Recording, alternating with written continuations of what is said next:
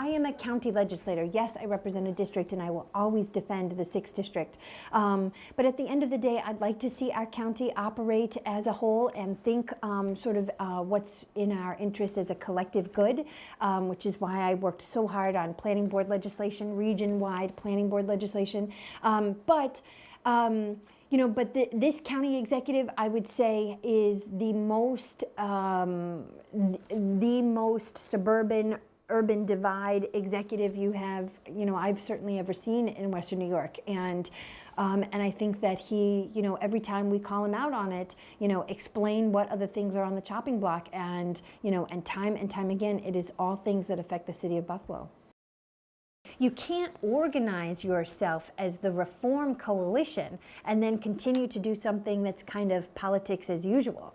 And it just reeks of irony in so many different ways. I have some serious concerns with 2 of the employees that were hired by the Reform Coalition in particular. Again, these individuals, while they may be qualified for the position, I can't say. I haven't seen a resume. I don't know if any interviews were conducted. I don't know what their skills are. I don't know what job assignments they will hold. None of that information has been shared with me. Part of what I'm concerned about is particularly that the sitting party boss has been brought on staff at the legislature of a major party, of the Independent Party. I think it is inherently a conflict of interest to have a sitting party boss be on staff and to remain in her capacity as the chairperson of that party. And I also think that it's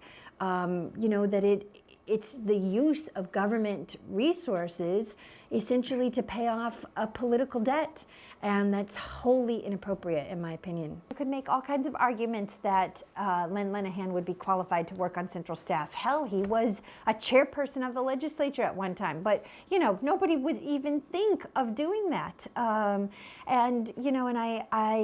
think that for me, it's wholly inappropriate to have a sitting party chairperson be on staff, but it is also, deeply concerning to recognize the connections here to Steve Pigeon, because again, you cannot organize yourselves as Reform and then participate in what is, politics as usual. And we know about the relationship between between the Independence Party and the chairperson of the Independence Party with Steve Pigeon. And we also know about the sort of corruption that descended upon Albany when Steve Pigeon was, orchestrating things. So, these are all reasons to be, very deeply concerned.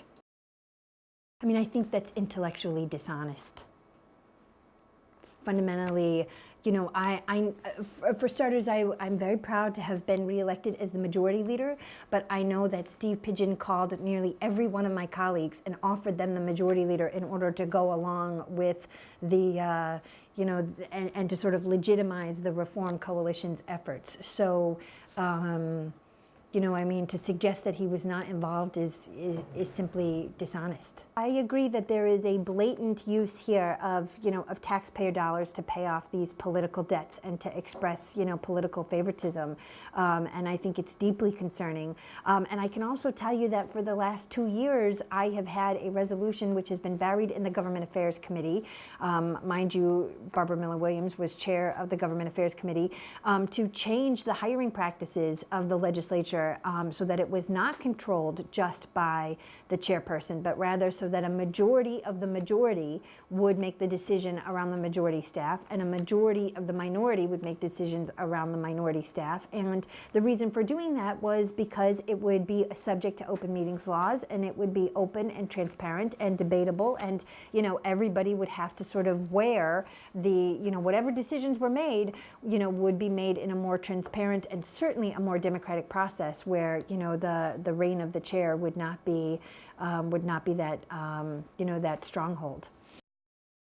I think we have no choice. I mean, you know, the county budget has been saved over the last 2 years as a result of the federal stimulus dollars. Of course, we're grateful for that. Every local government in America is grateful for the federal stimulus money, and every taxpayer, I think, is as well.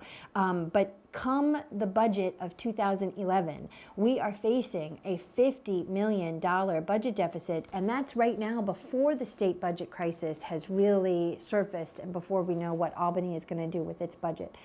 So we have no choice but to look at some of those bigger picture issues. And we are not going to solve a $50 million budget problem between October 15th, when the county executive is supposed to propose the budget, and December 2nd, when we vote on it. We're going to have to start thinking about that now. And I totally agree that it is time, you know, past time to be thinking about some of those bigger picture issues. And again, you know, the planning board that I was championing, that was shared by so many organizations, you know, that type of regional planning effort estimated a savings of $800 million over 25 years. And meanwhile, you know, sadly that fell short by one vote.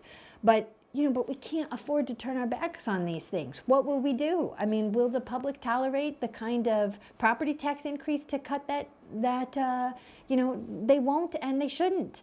We will have to get smarter and more thoughtful about how we're going to provide services, and that's going to require a lot less parochialism, a lot more shared thinking, a lot more sort of collective thinking on good, smart government, and that's going to require some leadership.